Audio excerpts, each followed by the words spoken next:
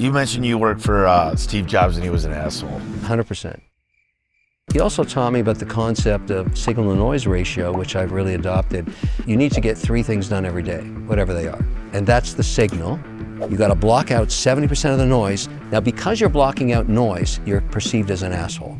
We would have contentious meetings in the old headquarters, brutal. Some of my staff would be crying when it was over. People don't have to like you, they have to respect you because you can achieve things. If you try and make everybody like you, you will fail. Today's a very special day. We got the Freedom event out there. Today's guest hardly needs an introduction. Known as millions as Mr. Wonderful from Shark Tank. World-class investor, entrepreneur, business leader who built and sold the Learning Company in one of the largest tech deals of all time. He went on to launch O'Leary Funds and O'Leary Ventures, and today manages a diverse portfolio that spans everything from fintech to crypto to consumer brands. Best-selling author, global speaker, and a straight shooter on personal finance, leadership, and entrepreneurship. Kevin's not here just to talk about money, but also discipline, decision-making, and how to build wealth that lasts. Kevin, I'm really excited that you're here, brother. Appreciate it.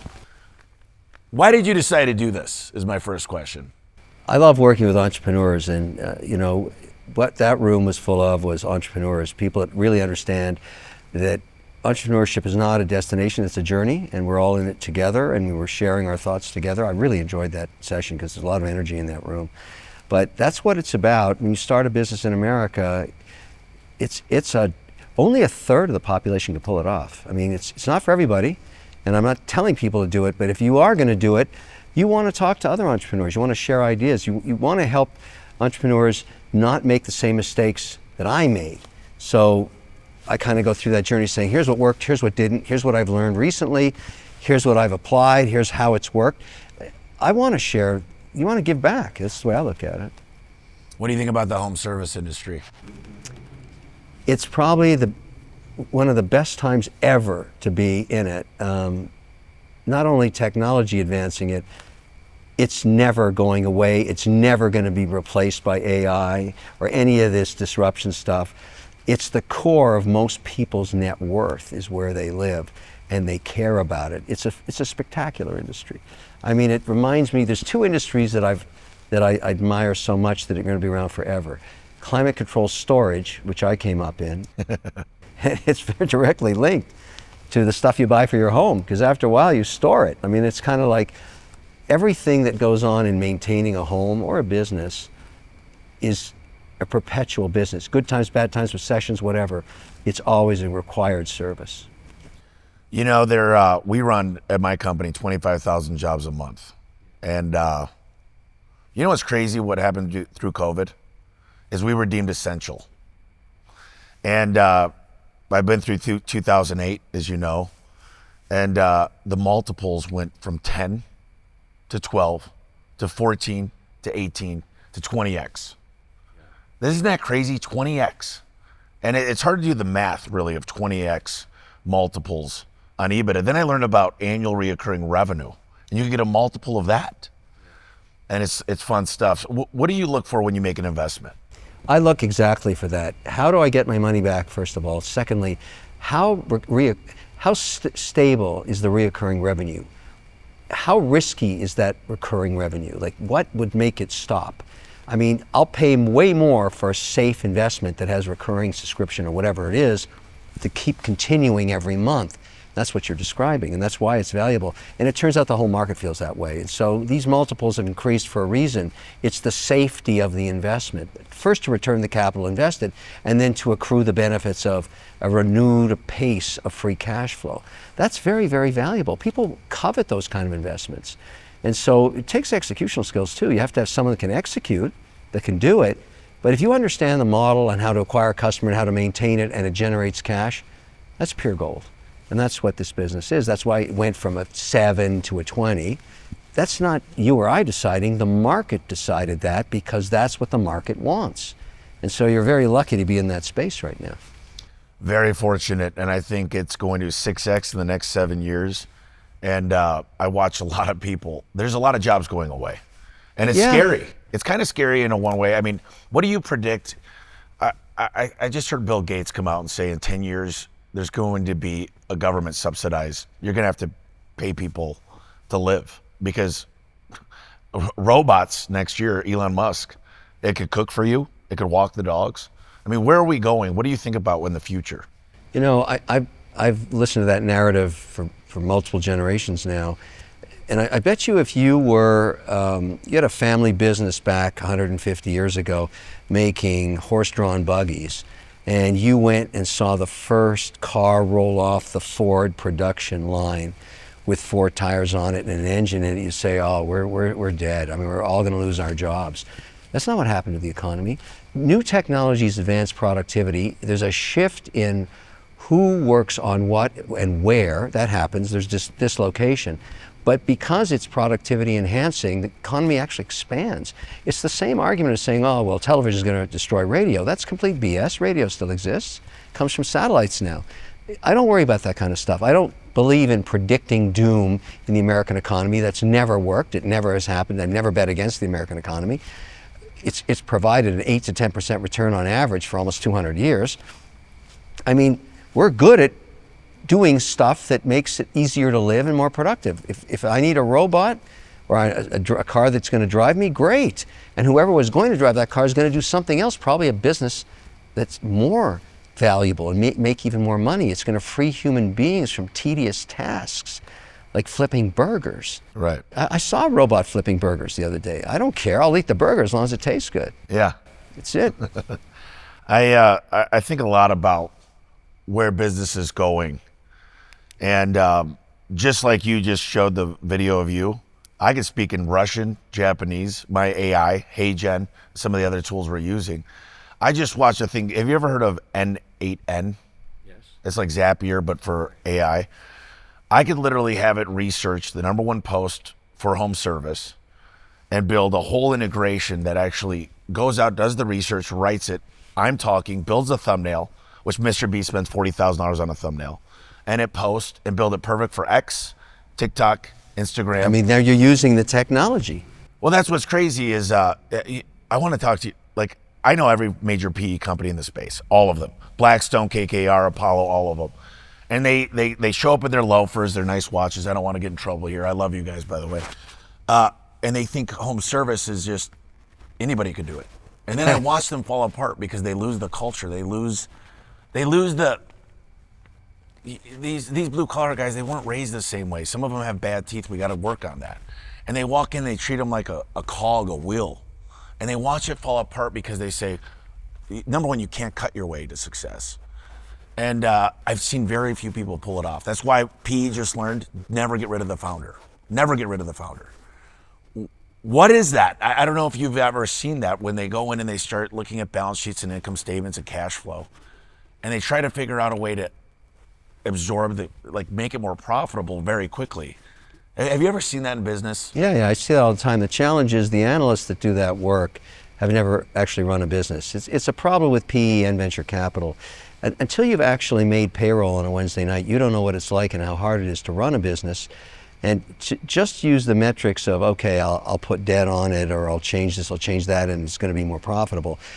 Rarely works out. And the PE guys aren't that stupid anymore. They're starting to realize they got to partner with the founder, figure out a way to keep them motivated. Hey guys, I just want to let you know that the $250 off Freedom ends tomorrow. Tomorrow night, it's gone. So the prices go back to full price. That's up to $250 off every tier for America's 250th birthday. If you've been waiting for a sign, this is the sign. October 26th through the 28th at Mandalay Bay. The best operators in business under one roof. Go claim your seat right now at freedomevent.com or call or text us at 602-581-7563 and we'll get you in. Do it tonight. I don't want you to miss this. Figure out a way to keep them motivated. So a founder in their 60s or 70s is looking for some liquidity for generational reasons, but they don't necessarily want to stop working. And so the better strategy is to partner with them. Maybe you buy, a 80% control position and you cash out the family, but maybe some members want to stay working and they know all the customers. That's a much better model, and you give them incentives to actually work as hard as they did when they controlled it. It doesn't always work, but it works a lot better than just buying it out and thinking you can just parachute in some random CEO that doesn't know anything about the history and the culture. And I would also say something that you touched on at the beginning. of this question about technology. You should use every tool that you can afford to advance productivity, both personally and in your business, because your competitor definitely is. And I'll give you an example. Damon got me into this. I'm going to pull it out of my ear. This is an IFB, a Bluetooth IFB from a company called Starkey. I don't own any of Starkey. Why am I wearing this thing? This thing is connected to my phone. It reads to me every communication I'm getting. Even if it comes in a foreign language, it translates it into English for me. I've chosen 5 different languages because I'm doing business in the Middle East. You can use it for all kinds of purposes. If you've got a bum ear, you can use it as a hearing aid, but if I want to listen to the conversation over there, I can tune it to listen in over there.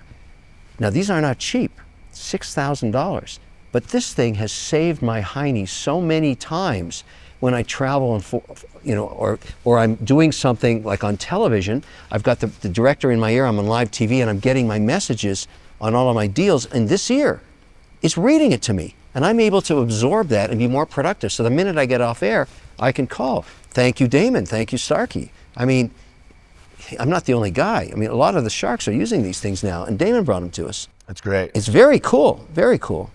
I'm going to get one of those clips that actually monitor everything I do in the day, and they listen to everything, and I just know. My assistant, my executive, she's right over there. She's the best, Ashley. She's hiring another assistant for her, and I said they got to be using ChatGPT 5. They've got to be checking in. I mean, we use that. I use that every day myself. Our entire companies use it. We all have subscription services. We look at our social media, put it through all of the models to see if we can change 1 or 2 words. A 15-second commercial has 75 words in it. Which 75? Because we spend a lot of money on digital advertising. Yeah. So we're testing. We'll do 3 versions. We'll put it through ChatGPT and other models and say, it'll change 2 words. Then we test it in the Florida market. Boom, it worked better. And so, it's kind of like testing, yeah. Yeah, but testing works. I mean, you can do it by geolocking your Facebook buy or whatever you're using. And it's so easy to do it now. Like, it's not that complicated. What's interesting, I just thought of this, is I'm a big fan of attribution. I have 7,000 call tracking numbers. Every single landing page has a separate UTM parameters. Like, I know exactly. We spend right now on average $3.75 million a month in marketing. And what do you think you make back on that? Think you make $9 million bucks? What do you think? No, I get my advertising budget's 12%. So I almost get a 9.4%. My ROAS, I'm getting almost a 10 times return. Oh, that is anything past 7, you've got it nailed. Anybody, listen, I see lots, very rarely do I see a business that passed 7 ROAS. That's really hard. And if you're getting 10, you fine-tuned it. That's amazing. Well, I spent a lot of money on branding. Even our trucks is a logo. It doesn't have a phone number, an email, doesn't have any of that stuff. Doesn't have the BBB or Angie's List or Yelp. It's a driving billboard. But one of the things that was really interesting is it's been very, very hard for TV, radio, billboards to get attribution. And I saw that you had changing. And that's what you're, tell me about that. So, we spend so much money across 54 companies. And one of them I was involved in called ERC. We all did the ERC loans, and I actually built a business to help companies get ERC loans. Employee retention credits. Right, because it was the only way small business could survive. They didn't get any. And the PPP money was pretty nice too. It was nice, but that was tougher. The PPP was, getting an ERC was much harder than PPP. We did both. We did both for all of our businesses, but ERC was much tougher. And we started advertising. We were spending about $3 million a week. And a lot of it was digital. And then I got approached by a company called Tatari saying, have you tried television? I said, no, we're doing He said, why don't we do a test? And it really worked. We found the Golf Channel was much better than buying digital. So unfortunately, at that time, it was for only guys that were spending like $3 million bucks a week in advertising. And I said to the owner, why don't we form a partnership, let's call it Wonder Ads, and create a buying consortium. And so that all of my companies can use Wonder Ads to do television. And so you go to Wonder Ads and you run small budgets, and we aggregate the buying up to 5 or 10 million of all the Wonder Ad participants. And then we buy, whether it's Golf Channel, CNBC, CNN, Fox Business, whatever. But the way you can get the attribution is you put a pixel in it so that you can actually track.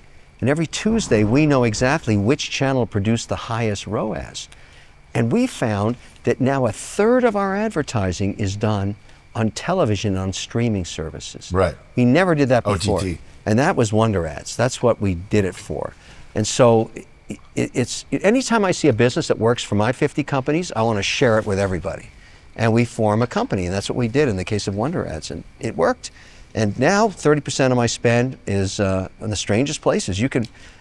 I was watching some home shopping thing, and oops, there's one of our company ad popped up at 15. And I asked them, "Are you getting good ROAS?" And they said, "Yeah, it's our number one this week." So you pour the gasoline on where it's working, and you pull back when it stops. And a lot of people don't know. A lot of people just know what's in their account. What I'm going to talk about here a little bit is 4 KPIs I track that I could build the budget. I could go into any business. I don't care if it's dental. I don't care what country I'm in. Their booking rate, which is your contact center, is when the phone call comes in or the ad or the lead comes in. Conversion rate, when you're door-to-door knocking and you meet the client. The average ticket and the cost per lead. I don't like cost per acquisition because this funnel already builds that into it. And with those numbers, I could actually build the future of any company. And I'm like, how do you do more with what you got? Everybody's saying I need leads. Well, in COVID, everybody said I need people. So I look at marketing as how do I attract good talent? And one of the things, if you're going to build businesses, how do you acquire great talent? Like, what do you look for? How do you find great talent? Why have 54 companies too? Is why not put it all into one? Well, it is in a holding company. They're all owned either through debt or equity, not all in a control position, but many of them. It's a portfolio strategy, and at any one time, within that portfolio, there's a catastrophe happening or a euphoric outcome. I have one that just yesterday told me they're getting sued, and then an hour later, I get a phone call from another saying they're going public and they're going to be listed in 3 weeks. I own a huge piece of that. So I mean, I get the portfolio strategy is heartbreak 1 hour and euphoria the next, and I've kind of learned that that's just the way it is in life. You're going to have good, bad, and ugly. But having many companies means the outcomes generally I look at on an annual basis. 17%. Well, we've had better years. That's not the greatest. Private equity gets 22, so we have some work to do. But 17 is pretty damn good. It doubles in 4 years. I'm very proud of what we've achieved, and that means we're doing a good job managing them. They're profitable, and then of course on top of that, we get the distributions every month. I'm getting checks from pretty well everything, and that maintains and supports the community, the families that work. Our biggest cost increase, social media. Boy, it's expensive. I mean, we're just spending a fortune generating content. And as long as our ROAS is 4 or better, as you know, we're happy with that spend. Have you ever heard of a guy named Roy Williams in Austin, Texas? I have, actually. The Wizard of Ads? Yeah. I've worked with him, and he said, quit making ads transactional. Tell stories. Let people get to know you. You talked about that on stage. Let people see who you are. So I started writing ads about me and my dad working in the garage, working on a car, and people just relate to it. And if you could tell stories on ads and not say, we're cutting prices, 15% off, and that works. But it's kind of a race to the bottom. Walmart figured it out, but nobody could ever be Walmart again, I don't think. Well, their scale of purchase, you can't beat them. But your point is, it's being transparent about who you are, and if people want to be part of that community and that culture and that vision, they're going to become your customer. And those are very valuable, and I agree with that. That is the Wicked Cupcake story, what we learned from Wicked Good Cupcakes. That whole thing was unbelievable what happened there. I mean, cupcakes are a total commodity. Anybody can make a cupcake, but they turned it into a massive business, and no one saw it coming. It's crazy. That's a great story you shared. I tell customers, I was in the garage for 9 years. I'm an overnight success of 2 decades. So I was running jobs. I was running 6 a day, 6 days a week. Failed relationships, never been married, no kids, but I got a fiance now. Congratulations. And, I'm very excited about it. Gonna be an old dad. But I say, Mr. O'Leary, here's what you need to do. Here's what you should do. And this is the third one that works every time. My mom worked 3 jobs when I was a kid. She worked her ass off. I love my mom more than anything in this world. Here's what I'd be telling my mom to do. That's the question? this is what I tell people. This is what I'd be telling mom to do. Yeah. And I always give them what I would do for mom. And if I could treat people like mom, they keep coming back. Well, I have a similar story. I learned so much from my mother about how I conduct myself today. She told me something once that I've never forgotten, and it's actually, changed who I am, I think, over time. Always tell the truth. She said this to me, always tell the truth and you'll never have to remember what you said, which is very hard to do in the moment, because when you tell people the truth, sometimes they don't like it. It's still the truth. And that, in the context of Shark Tank, made me the bad guy, but I'm actually the friendliest guy because I'm telling you, you have a bad idea and you're going to go bankrupt with it. And it's, you should try something else. But the point is, you get great lessons from mothers because they care a lot about you. But that one for me was great. And she taught me how to invest, even though she wasn't an analyst or anything. Diversification's everything. And always get a check, either buy a bond with interest or a stock with, a dividend. And that's kind of what I did. And she was right about that. But, it's really become an interesting journey for me. You always have mentors in your life. And there was another guy named Jerry Patterson who said, you really should focus on things you got to get done during the day and not listen to all the noise around you. He was actually a hockey agent, the first guy to bring in a Russian hockey player into the NHL, which was really controversial, but he did it. And he was my partner in a company called Special Event Television. We used to shoot the intermissions in Boston and Detroit and New York, for the league. And, Red Wings, go Red Wings. Yeah, it was, so I really got involved in hockey until 1988 to 85 when Gretzky was in the league. And I learned so much from Jerry, just about how to conduct business. And I learned a lot about hockey and the game it's become, and about professional sports. There's so many different lessons you're going to learn in your life through your journey. And you should always pull knowledge out of everything you're doing. And it just makes you a better and more productive entrepreneur, I think. I think Ben Hardy, Dr. Benjamin Hardy and Dan Sullivan, I don't know if you know them, but they wrote several books. Who Not How is one of my favorite. And just the cliche or the message of who. How do I get the right who's? I love when I walk in a board meeting, everyone says no to me. I have no yes people around me. But you got to have the data, and I will pull the trump card every now and then. But how do you get the right people on your team? What do you look for? Because I hire people way smarter than me, way better at their specialty that they're at. But what do you do to find the talent when you're looking at companies? What I do, and I've changed this recently, maybe the last 3 years, the right people are ones that can work within the team on a mandate that everybody agrees on, so they're all going the same direction. But you don't know that when you hire somebody. You're not sure, so don't hire them. Hire them as contractors first. My standard deal is, look, let's work out your contracts as if you were already successful. Let's get that and put it here on the shelf. But I'm going to pay you 30% more to be a contractor for the next 6 months. And at any time during that 6-month period, we can change our minds, say you fit into the team, it's all working, or you can walk away saying, I don't think it's going to work here. And it won't be a blight on your resume. You just acted as a contractor, so you don't have to say you were hired and fired, and I don't have to do the same to you. And then you'll just find out if you fit into what we're doing. And I do this with the CEOs for sure. I just hired a new CEO for WonderCare, and I made that deal with him, and he agreed. He liked it. This guy's a rock star. And he's come out of a giant tech company. Not necessarily a watch guy, because it's a watch insurance business, but that doesn't matter. He understands the tech and how to operate it and how to build the website and how to advertise and all the rest of that. But he said, I love this idea. It gets me a chance to feel the groove, get in the cadence, work with you and the rest of the team, understand what we're doing together, go to all these countries with you. And after 6 months, if I'm on board and you're on board, we just take that contract off the shelf and boom, he owns a piece of the company as the CEO. He has an option pool. This really works. It really works. I've done that. And I listen to you talk about that. Yeah, no, it's a great idea, and so you're paying 30% more. Who gives a damn? It costs you a lot more than that to hire somebody and 2 weeks later fire them. Yeah, that's crazy. And so this is my new strategy, and that's how I find great people, and they appreciate it, and it just plain works. When you share everything like you do, and people always ask me, why do you give me your playbook? When people come into my shop, my competitors, and I say, well, you're more likely to be a millionaire than to have a six-pack, and I can tell you exactly how to get a six-pack. You still got to do the work. Less than 1% of the people will do the work, but you share everything. Yeah. I mean, look, I'm happy to share it because I know what the magic sauce is executional skills. You can understand how a business is successful. You can't necessarily execute the same way. Great ideas are a dime a dozen. Executional skills are impossible to find. Great people have them, their ability to set a goal and achieve them consistently over and over again.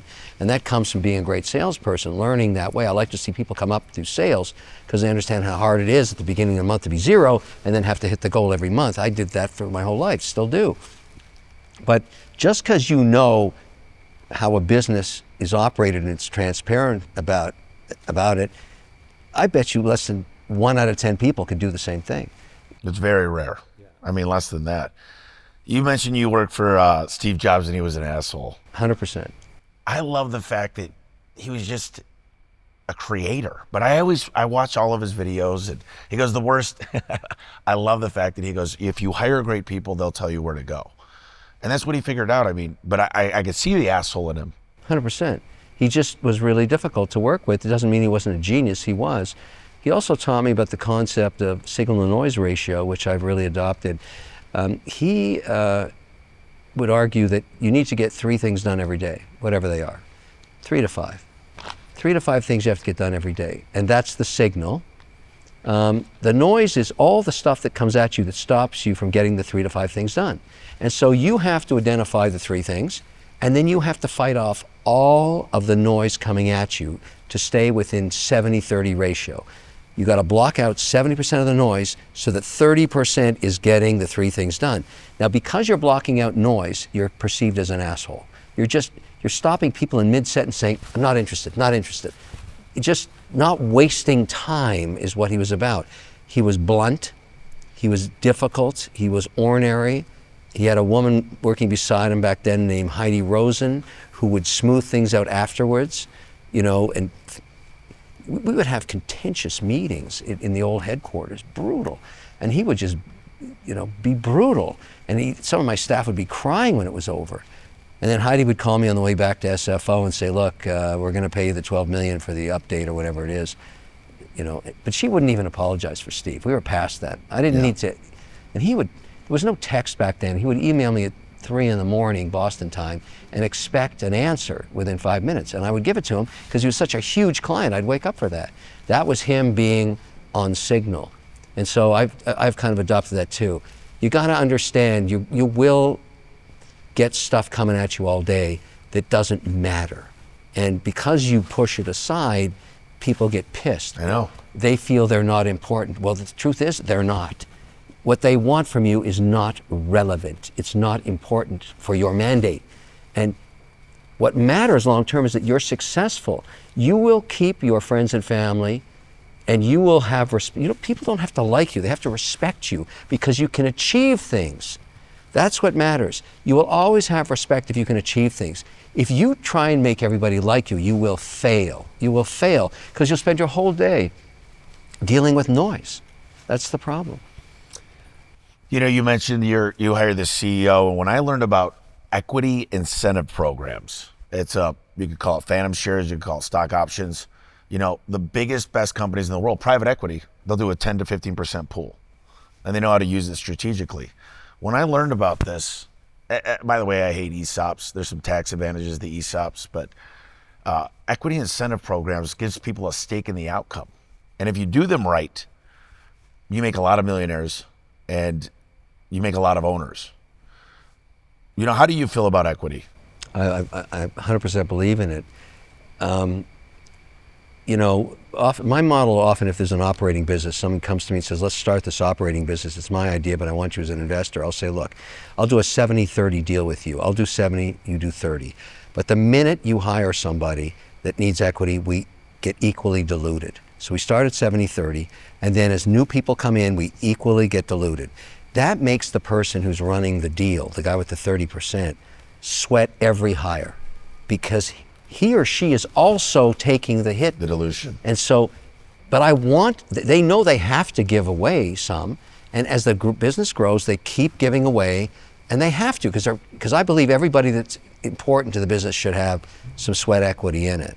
Whether it's an ESOP or it's an RSU or it's an option, I don't care what the structure is, depending on the state, the tax efficiency. But that person, everybody is sitting there thinking every day about how do I keep as much of this for myself, but I know I can't be a pig. It's a wonderful dilemma. And we're never 70-30 by the time the business gets sold. We're fractional by that time. Yeah. But we've created something of so much value, which is a different model than the agent model, and you pay your agent 10% because they have no outcome. You know, in Hollywood, you know, if I get a role or something, or I'm on Shark Tank, somebody's making 10% of my salary for being the agent and 5% for the legals. That's the typical Hollywood deal, but they don't determine the outcome of the performance. So, you know, that's the maximum they're going to get. And those are the two kind of things. You start off a lot more if you're going to be a founder of a business, but if you're just a service provider, you get 10%. And that's kind of the way America works. It's a great country. You know, I was on, I got the opportunity, I was at this Freedom Summit with a guy named Alex Epstein. And I got an opportunity to meet Mike Rowe. We clicked. He's a big guy in the blue collar industry. I got an opportunity to be on his podcast. And what I've realized now about myself is a lot of people love me, a lot of people hate me.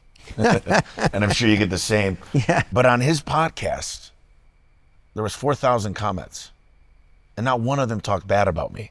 They were all great. And that just goes into the brand. And from your perspective, how do you build a brand of somebody in there that's $1 million revenue in plumbing? What would you say the core essentials are to build a brand? Like Mike Rowe, everybody loves the guy. Nobody talks bad about him. He's done a great job of that. Brand building is now storytelling. That's what it is. And I think telling a transparent, honest story about who you are, what you do, how you provide services, what matters to you and your community of customers, that stuff is the only way you can build a brand. And then what happens is if you are a great provider, the customers start talking about your brand, your company, your service. And they're the best ambassadors. They're the best advocates. They're the best advertisers for you. And that's why you have to spend most of your energy taking care of them. And the ones that are the noisiest ones are the squeaky wheels that are the most valuable. You know, it's such an amazing thing, and I talked about this in the presentation. Unhappy customers are very valuable because they give you an opportunity to make them happy. And then they become the biggest advocates. And so you should spend a lot of time taking care of unhappy customers. And they become a huge asset to you. No matter what it takes, you got to solve that problem. Even if they don't like you, you don't like them, they will admit after they've been provided the service and they've been made right by you, this is the company that I'm going with. This is the one I use because they take care of me. And I spent a lot of time talking about that in there today because I think it's very important information. I've seen it happen both ways. It's really very important. You know, I used to take all the one-star Yelp or Google calls myself. And I'd call them up and I'd say, listen, I'm so embarrassed that this happened. And your time's important. Can you tell me exactly what went wrong? And all you have to do is let them talk. And I just listen. And I would listen for 10 minutes and I go, that is so embarrassing. I'm sorry. And I'd make it right. Good. And those people became raving fans. They're my ambassadors. And, you know, with 25,000 clients a month, we make mistakes. Of course. And we learn from those mistakes. Yeah, but you're guaranteed to make mistakes and you have to learn from them. But that's brand building. I mean, it's customer service in every business. I don't care what it is, financial services or, you know, HVAC or plumbing, it doesn't matter. It's customer, then employees and then shareholders in that order. If you don't have a business, you don't have customers. It's that simple. I don't know. I think my internal clients are a little more important than my clients. Because if I treat them right and they care enough, they take care of the clients automatically. Well, So that that's has to be, to me, I'm always monitoring where we sit in customer satisfaction reporting. The net promoter score type thing? Yeah, it's just, there's so much data you can scrape now online about where you fit in the plethora of competitors on every business and what people say about you. And you always want to be monitoring anything that goes viral in a negative way because there's a reason somebody's pissed off and spending energy to make your life miserable. That's the thing about a pissed off customer. They'll actually spend a lot of energy to make your life miserable. They want some kind of revenge. Yeah. And you don't want that. It's not good. It's stupid. Sometimes they turn around and they sue you, and I'd rather settle. I'd like to find a way to solve it. You know, it's crazy. That's just the nature of how business works. I ask 3 questions, and I love these questions for you in particular.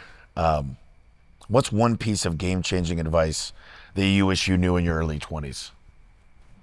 To reverse the ratio of talking and listening, most people talk 70% of the day, listen 30. You should actually listen 70% of the day, talk 30. Because when you listen, you get more power. You understand where you're at. I was taught this by one of my women CEOs a few years ago. She said, Kevin, you talk too much and you're not listening.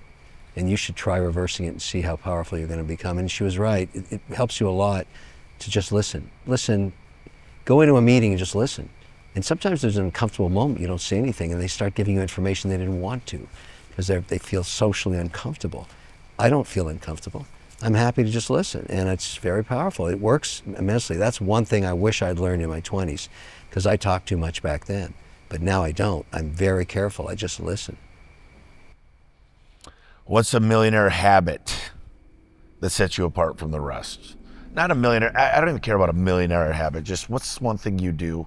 You mentioned 7 hours and 20 minutes. You mentioned no alcohol 3 hours before. The best wine, the best tequila. You mentioned you go for a long walk, 10,000 steps.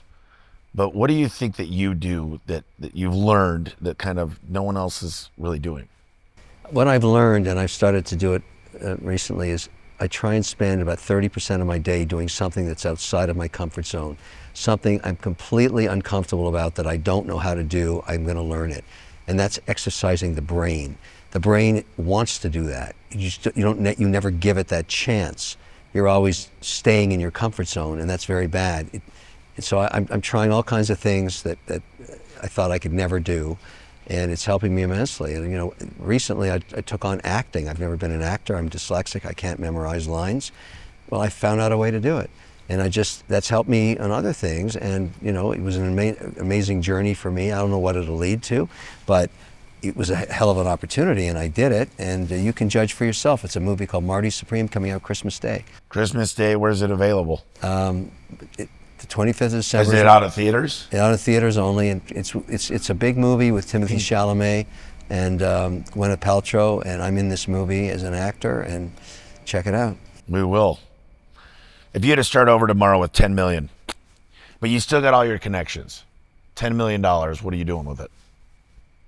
I would do what I do now. I would diversify my holdings into, I have a very simple rule: no more than 20% in any one sector of the economy. There's 11 sectors. No more than 5% in any one stock or bond or crypto. But there's one thing I do break the rule for, and that's real estate. I have 31% of my net worth in real estate, and I've been a developer my whole life, and so doing real estate is what I do. It's a core.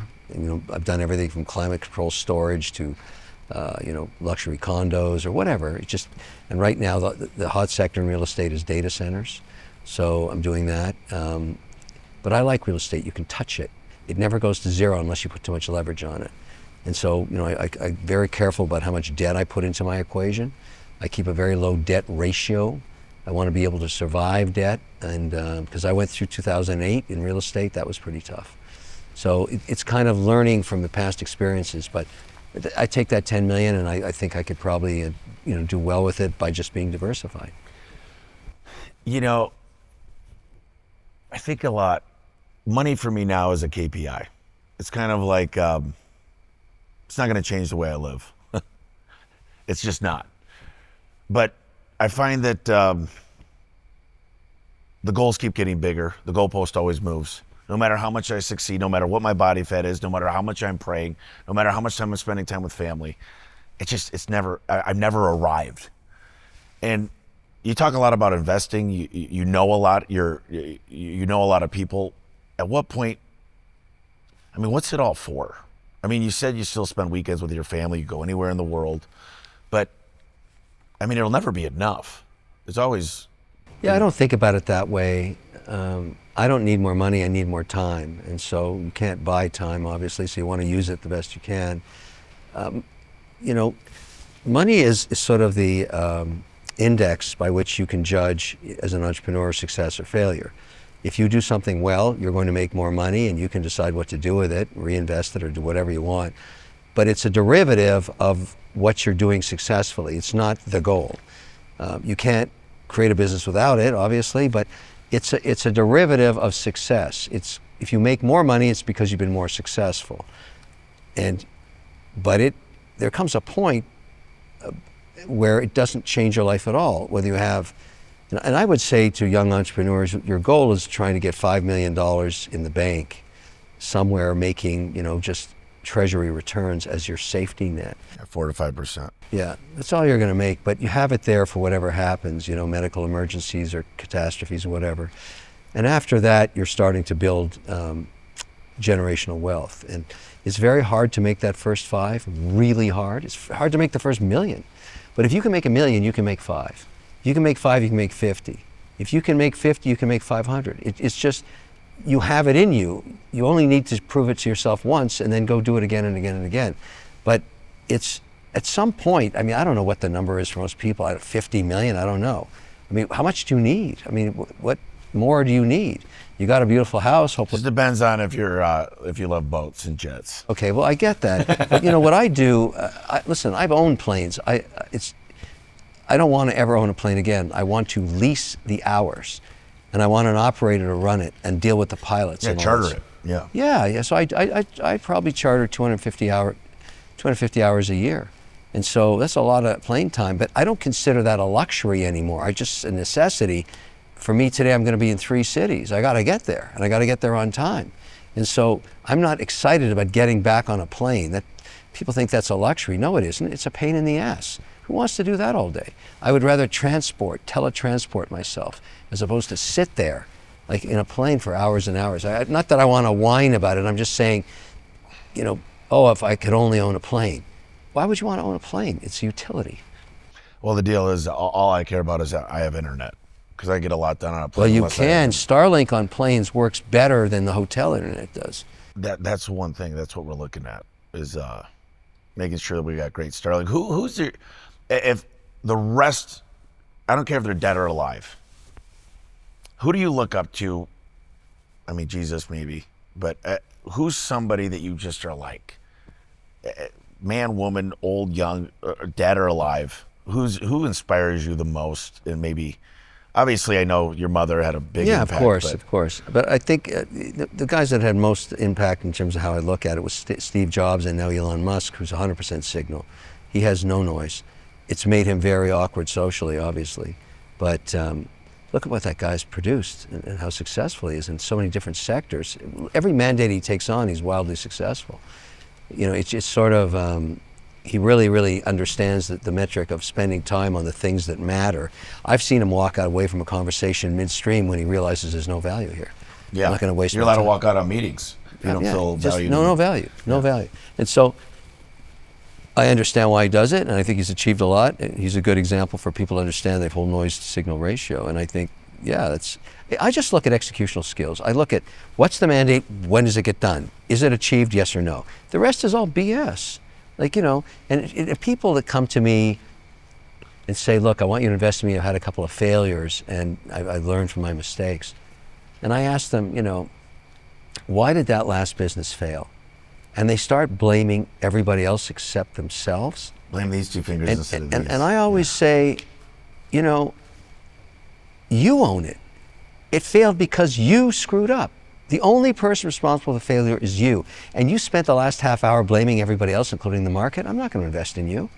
If you don't understand why you failed, why would I want to invest in you? You should, every time you fail, you should own it. If you're an entrepreneur, it's not anybody else, it's you. You're the reason. And if people ask you, you should tell them the truth. I love it. We're going to wrap up here in a minute. I'm a big reader. When I was 2007, my CPA handed me a book, and he goes, when's the last book you read? I said, 11th grade, To Kill a Mockingbird. He said, why don't you read? I said, I don't really like books. He said, well, read this one for me. It's called The E-Myth by Michael Gerber. And I came back the next day. I said, this is the best book ever. He goes, here's The Ultimate Sales Machine. Then he said, this is The Richest Man in Babylon. And then I just started reading like crazy. And now I read several books a week. What is the most impactful book? And there's several, I guess, depending on the sector, but if you had to pick a book that was just like change the way you do things, How to Win Friends and Influence People is probably one of my favorite. But what would you say is a book that is the game changer? I think Keith Richards' autobiography. I've read many books, but that one really, it's a huge book, and it's all about his life. But there's so many lessons to be learned in terms of longevity and focus in that book about sticking on mandate, and even through all of the problems he had, including drug addiction and getting arrested and all this stuff, the guy knew what he wanted to do and what he was good at and how to do it. And look at the success he's achieved. And I think everybody should read that book right from the early days when he was, in junior school in England. And just realize there's a lot of lessons. He's very transparent in it. There's some tough parts in there. But just his journey in his life, I think, is remarkable. And he's still at it now, on mandate, doing what he does. That's pretty remarkable. That is a book about perseverance and understanding the power of focus. It was really good. What do you think? You're way more connected. Every channel I turn on, you're on there. You pop up on social media. I follow you. I like that you wear your boxers and a nice suit. But what do you really, you talk to a lot of people. Shoot us straight. I want to hear the good, bad, and the ugly about what's coming. I'm an optimist, but I want to hear you're a realist. Yeah, I stopped shilling for politicians about a decade ago, and I only care about policy now. So the reality is you don't make money in politics, you make money with policy. And so the policy, and the reason the market has done so well in the last 9 months, is it's very pro-business, it's deregulating, which is very good. Tariffs are an issue, but it looks like they're going to be reciprocal at the end of the day. That's what the market believes now, that if some country tariffs the U.S. at 10, the U.S. will tariff them at 10. So it's like a reciprocal tariff. Or if they want to go to 0, they'll get 0. Whatever it is, we'll see. But it's not as bad as everybody thought on April 3rd. And so that's why the market's recovered. I just look for pro-business policy, and I definitely see that coming out of the administration. And that's, for me, what I react to. If someone says to me, well, we're going to get to use natural gas again to generate power, then I'm going to invest in that, which we are. The previous administration banned that, now we can do it. And so, or made it very hard to get permits. I shouldn't say banned it, they didn't even export it. Now it looks like it's, with the policy coming out of the energy czar, a guy named Doug Burgum. I read all his stuff and it says, we're open for business. Well, that's what I do. And so I'm pretty optimistic like you are. I think things are going to work out quite nicely. I think the whole tariff thing will be resolved by the end of the year. For every country will have their deal, whatever it's going to be. And I just think you can't bet against the American economy. It just really works. And it works better when it's less regulated. And it works better when it's pro-business. And it works less when you let, American entrepreneurs do their thing. And they do interesting stuff. And that's what it's worked for 200 years. Let's not mess with it. The number one export of the United States is not energy or technology, it's the American dream. The job of any administration is to protect the American dream. And by deregulating the economy, that's what you're doing. Is Powell, what do you think about Powell? Just real quick, I know we got to end, but with interest rates, he's going to be out in May. Yeah, so what's important about the Fed, first of all, in every administration, the 101 handbook for the president is always bash the Fed. Every president always bashes the Fed. It's a sport. Yeah. And they always say, I want lower interest rates. The Fed's role is to remain independent, which gives us all confidence globally that they're going to do the right thing. And I don't know if they're going to lower rates in September on the 16th. If they do, it'll be tiny. It'll be 25 basis points. There's no reason to lower rates right now. There's actually inflation still above 3%. So it doesn't make sense to me. If you're saying you're going to lower rates, it's because you think the new normal is 3%. That's not the Fed mandate. Because he's going to be out in May, I don't think you can bash him. He just doesn't care.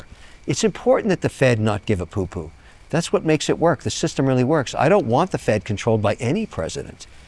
None. Zero. I just want how do you feel about Intel? Intel should be taken out behind the barn and shot. I've heard you talk about that. I want to keep going, but I know we got to end. I mean, let's end on this one. It's a loser, and I don't want to be forced to put my tax dollars into a loser. We don't need the government to back up losers. This company lost its way 10 years ago. It should be sold for car parts. The other winner companies, that's how it works in technology. Innovation advances it. The losers go by the wayside. Their protein gets reabsorbed. Yeah, but Biden gave the money out. They just said... No, I think we should cancel that whole thing. That whole Chips and Science Act, I read it, was a complete waste of money. It was stupid. Picking winners and losers, the government can't do it. Yeah. Take it all back, reduce the deficit, let these companies survive on their own. Either they're successful or they're not. Intel can always sell their parts. And that's what they should do. They have been very unsuccessful as managers for the last decade. It's where money goes to die. You know, it's a hard truth, but it's true. I don't want to be forced to invest in a dog. Like, nobody even wants their products. Yeah. I mean, what are they going to do? Invest in it and then make people buy their products? Nobody wants their products. That's why they're failing in the first place. They missed wireless. They missed the cloud. They missed AI. These guys missed everything. Yeah. And they should and deserve to be taken behind the barn and shot. And that's how, I don't mean that, it's an analogy of taking their business and selling it for car parts, because that's what it's worth. All right, close us out. Leave us with something for the listeners. And by the way, I really appreciate you being here, brother. You got it. Well, I really enjoyed it. This was a fantastic day. If you ever get a chance to come to one of these sessions, you should. It's a group of entrepreneurs just talking about building businesses, and I think there's nothing more noble than that.